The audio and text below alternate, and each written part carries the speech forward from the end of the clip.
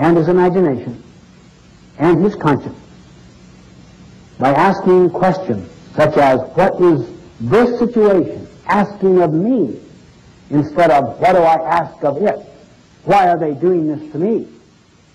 And also by exercising his own independent will, this freedom became larger and larger until it was larger than his Nazi captors. Not his liberty. Liberty is a condition of the environment.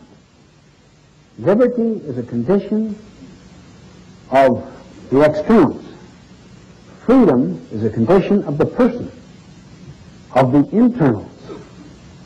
We have control over our freedom, not in the short run over our liberty. However, in many situations, not necessarily all, the more you control your freedom and expand and deepen it, eventually you will influence the liberty of your life, the options, the alternatives that are available to you. Eventually, your head will create your world.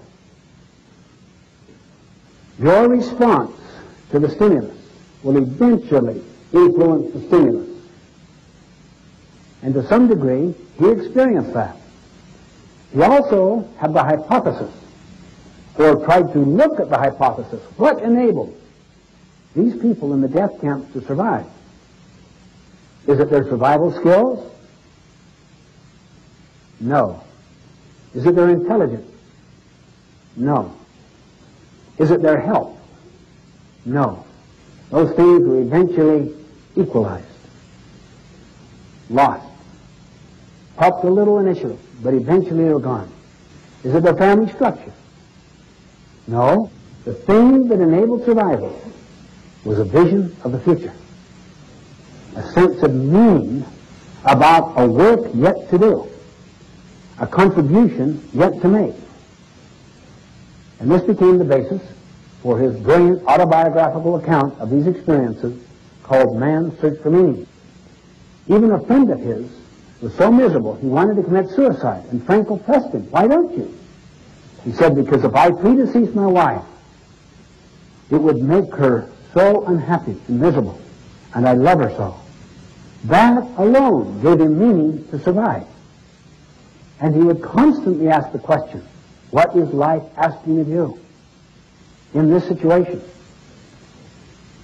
Don't let the things you can do nothing about interfere with the things you can do a great deal about.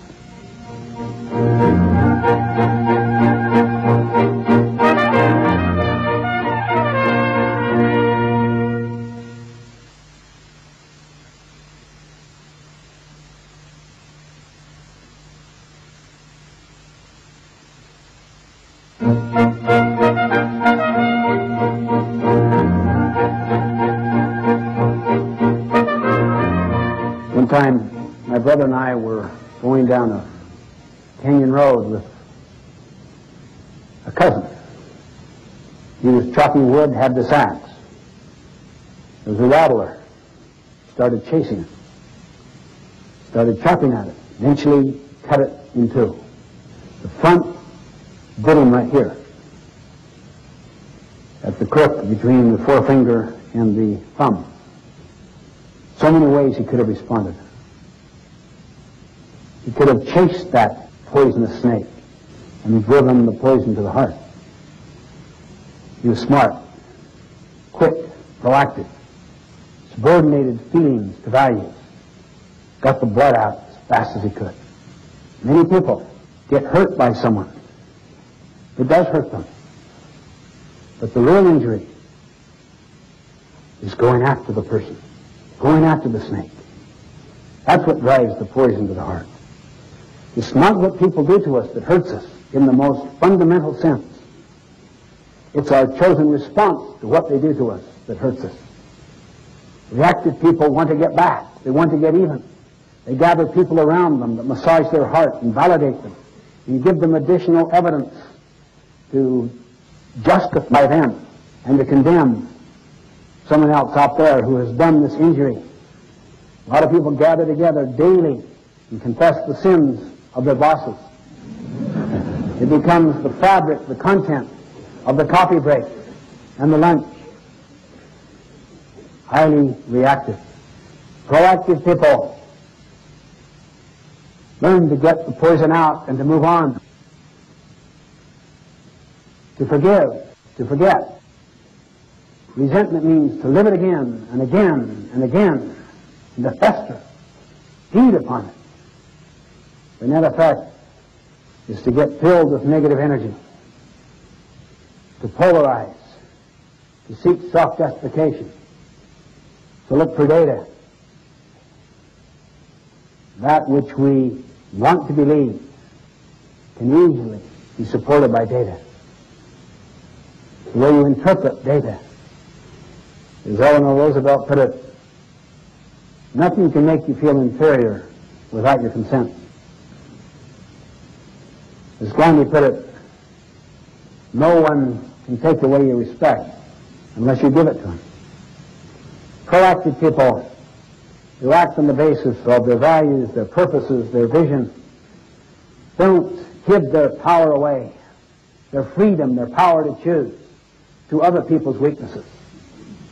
We simply must never build our emotional life around the weaknesses of other people.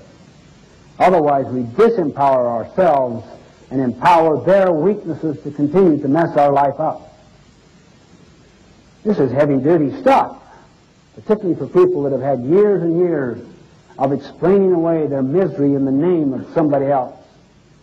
One time, a woman stood up in the middle of a group like this and started to give a speech on her own, spontaneously. And then she sensed the inappropriateness